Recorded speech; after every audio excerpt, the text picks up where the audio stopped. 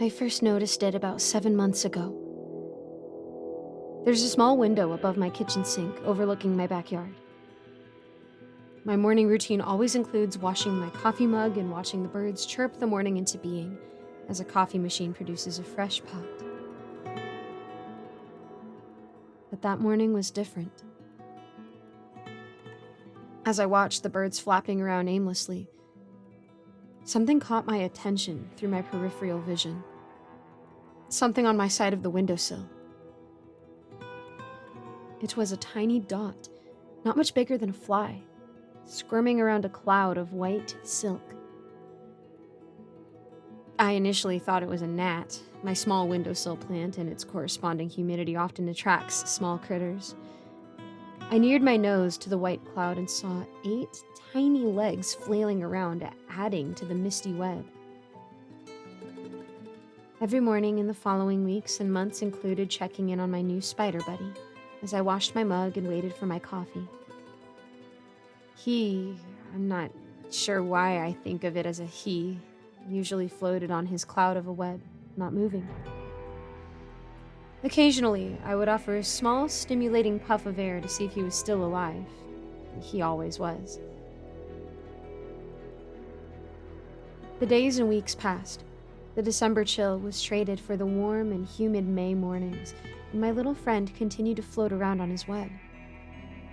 I'm not a fan of spiders or anything that crawls on more than 4 legs, but as time passed, I grew to think of him as a friend. I don't know why. There was no logic to it. I simply enjoyed seeing him every morning, getting bigger, growing as the year rolled on. Within the first few weeks, Mr. Spider grew from gnat-sized to around the size of a pea. His body was very round, but his legs were growing faster than his body. That's not unusual, I think. His size capped off with his body being about the size of a marble, but his long legs made him a bit intimidating. His size made me a bit uncomfortable, but I told myself I was being dramatic. I know it sounds stupid, but I thought of him as a friend. One morning, I noticed he wasn't on his web. He was on the windowsill, his body drooping down with his legs making sharp upside-down V's. I nudged him with a dead leaf that lay beside him, and he crawled slowly away. He looked lethargic. I figured maybe he was nearing the end of his life. I don't have the first idea on how long spiders live, but it occurred to me that maybe he was hungry. I went outside directly in front of the windowsill, scooped up a few ants, and placed them on his web. In an instant, he climbed back up his web towards his prey. I left him to it. So far, it's all been fine and dandy. But here's where things get weird. I made this part of my daily routine. I would go outside and pick up a few ants for him to eat. I set out sticky fly traps and began feeding him flies and other small critters that were unfortunate enough to stick to their death. And the spider began to grow. And grow. And grow. And it didn't stop growing. It made me feel slightly uncomfortable.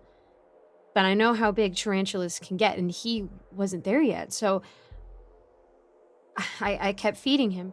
He usually slept in the mornings curled up in a tight ball, tucking in his legs at the corner of his web. I would place food in his web and would go on about my day. I didn't see him move for a long time, but seeing that the food was always gone in the morning, he was eating a lot. And then suddenly, he was gone. He no longer was on the windowsill for months, and I assumed he was living in the neighboring plant, though deep down I knew he was much too big for that. Maybe he had moved on the larger plants in my living room, I thought. It wasn't until 3 days ago that I began to panic. I entered my kitchen like I had every single morning since I first saw him, and noticed something in the corner of my eye. Along the edge of the room, near the door to my backyard, I saw a small, melon-sized sphere, curled up in a familiar pose. I instantly knew what it was, but my brain couldn't digest it. It couldn't be. It must have known I was looking at it. I could no longer think of it as a he, because it slowly uncoiled its enormous legs and began walking across my kitchen. Each leg was over a foot long, folded perfectly for quick movement and stability. Its eyes were bulging and visible for the first time. Its movement startled me. That's an understatement, causing me to recoil back and knock down a cup. In return, my quick movement and clashing noise frightened him. In less than 3 seconds, it jumped 4 feet high onto my wall, climbed directly up, and went inside my AC vent, squeezing tightly to get through. That evening, a dead mouse appeared at the foot of my bed. It was wrapped in a small, silky pouch. Last night, another gift appeared. Something bigger and furrier. I think it's a dead squirrel. I don't know, and I don't care. I'm now unsure how to proceed. It lives in my air-conditioned vents and ducts. At night, I hear it crawling outside my bedroom, each leg causing a small tapping sound on my hardwood floor. Throughout the day, I feel like I am constantly being watched. Clearly, it thinks of me as a friend. But what happens when that changes? What happens when it develops an appetite for something bigger, and it approaches me while I sleep? Oh, weird and stupid side of me has grown fond of it, almost considering it like a roommate. But on the other hand, clearly this is a mutated animal.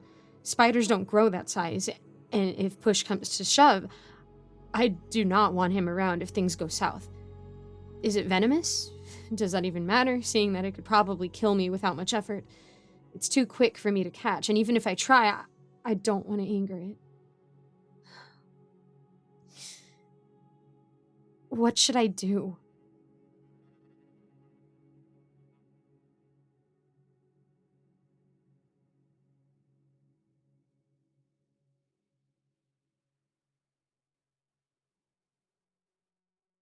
Thank you so much for making it to the end of this video.